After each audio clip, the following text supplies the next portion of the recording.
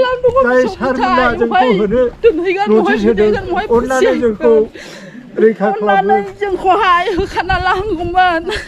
दिनै गथ' गथाय फरायनाया गोदाव सोराव जासिगोन महाय संसार जाहैबावनाय जोंलाय class 8 class 9 class 10 class second year first year बेबायदि फरायनाय दं बहुतनो दा बेफोरबायदि जोंनि बे हादानखौ होयोब्ला बेबायदि हादानखौ होनाय नुयोब्ला जोंनि बे फरायसाफ्रा बहुत टेनसनाव गोग्लैगोन फेरेंगा दिनै जोंहा मानसि हिसाबै हिन्दुआनो जा ख्रिस्टानानो जा मुस्लिमानो जा सावथालानो जा बयहाबो इसोरखौ खुलुमनायनि मोन्थाय दङ जोङो बिनिखाय जों हाग्रायाव बंग्रायाव थाब्लाबो जों इसोरखौ खुलुमनो थाखाय जों गोथार न' गायसनदोंमोन गिर्जा न' गायसनदोंमोन बे गिर्जा न'खौ जोङो गाबै खुलुमै खावलाय जों रेन्जारफोरनाव डियाबुफोरनाव जोङो खावलायदोंमोन नाथाय बिथांमोना अहंखारजों बे गिर्जा न'खौ आद्रि खालामदों जोंनि बिखाया दिनै गावखांदों खामब्लिखांदों गोबां दुखु फैदों जोंनि फिसायफ्रा खस्थ' खामला हाजिरा मावनानै बे गिर्जा न'खौ लुखांदोंमोन नाथाय जों बिनिखायनो जोबोद दुखु मोनदों गिर्जा न'खौ मुंबो खालामाबा जों दुखु मोननाय नङामोन फेरेंगा गिर्जा न'खौ सावनायाव नोंनि गोसोआ माबादि मोनदों प्रमद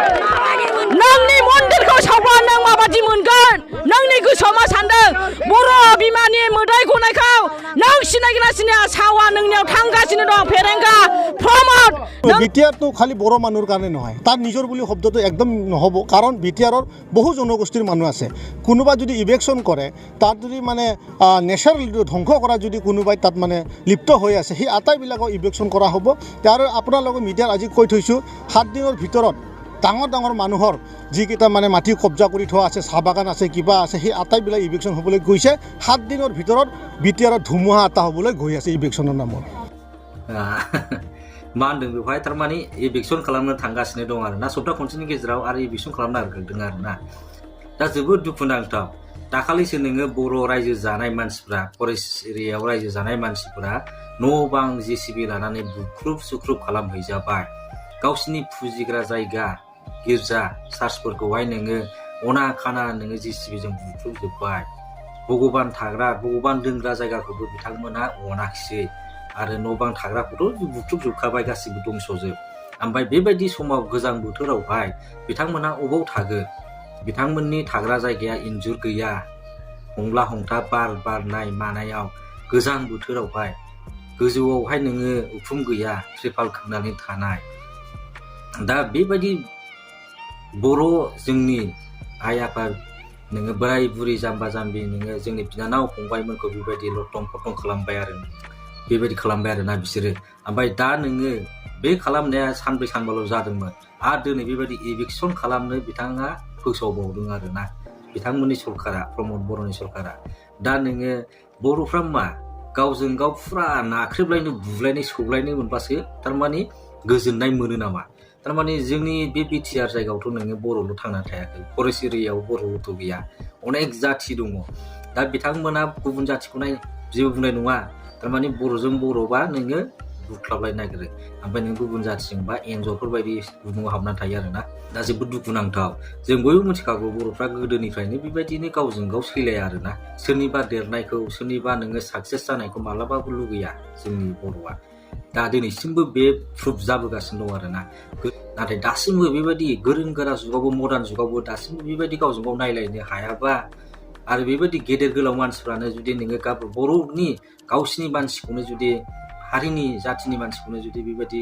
होखारबाय थायोबा बुख्रुब बुसि खालामोबा सिगि सिगा खालामबाय थाबावोबा बिनिफ्राय दुखुसिन माथो दंबावो दा जोबोद दुखुनांथाव आरोना नोङो दाखालिसो इभिकसन खालामबाय दा बिथांमोना राहा गोमा जानाय थानो जायगा गैया जानो लोंनो गैया दादि नोङो आरोबाव इभिकसन खालामनो नागिरदों जेनेबा साहा बागान खालामनाय होनदों बिसोर माहाजोनफोरनि जेनेबा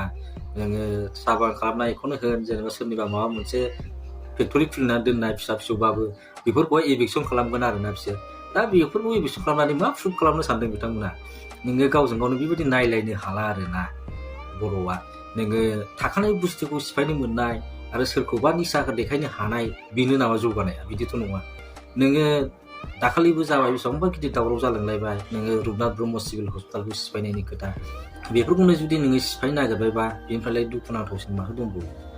दा बिथांमोननि सरकार सालायनाया ओरैबायदिसो जानाय मोनबाय गथ'फोरनि बायदिसो आरोना दानो दसेनो सोंबा डक्टर जानो होनो दसेनो मास्टार जानो होनो दसेनो एक्टर जानो होनो बेफोरबायदिसो बिथांमोननि सरकार सालायनाया दिनैनि दिनावहाय सिगांनिफ्रायनो नोंथांमोना साननानै नायबोयोबा मोजाङै स्टाडि खालामोबा मोनथिखागोन ओमफ्राय नोङो जोंना फेरेंगा बिथाङाबो बुंदोंमोन अक्ट'बराव साख्रिखौ फोजोबगोन होननानै अक्ट'बराव साख्रि ओंखारगोन होननानै अक्ट'बराव जायाखिसै बेनि उनाव नभेम्बराव होनलायबाय नभेम्बरावबो जायाखिसै डिसेम्बराव होलायबाय डिसेम्बरावबो जायाखिसै ओमफ्राय 2022 जोबनानै दा केस सफैगुलायबाय आरोना जेबो बिथांमोना खामानि मावनो हाया आरोना दा बेबायदि अबस्था बिथांमोननि सरकारा दसेनो बिथांमोना मा अमा रानना होयो अमा मिसन फेल जायो दाउ रानना होयो दाउ मिसनाबो फेल जायो मोसौ रानना होयो मोसौ मिसनाबो फेल जायो ओमफ्राय नै दा मैया दाखालि होलायबाय ना फानग्राफोरनो थाखाय साइकेल आइस बक्स होना होलायबाय बिनि सिगांबो होदोंमोनलाय बाइक बायनानै होदोंमोनलाय दा बिदिनो नानां नाथा आरोना बिथांमोननि सरकार सालायनायखौ माबा मोनसे ओंखाम ओंख्रि गेलेनाय बायदिसो मोनबाय गथ'फोरनि दुखुथिया गरिब गुन्द्राफोरखौ लानानैनो बिथांमोना दिनै सासे लेडार जानो हादों आरोना दा बेसेबां दुखुनांथाव जायनि दारै बिथांमोना सियाराव जिरायनो मोन्दों दा बिथांमोनखौनो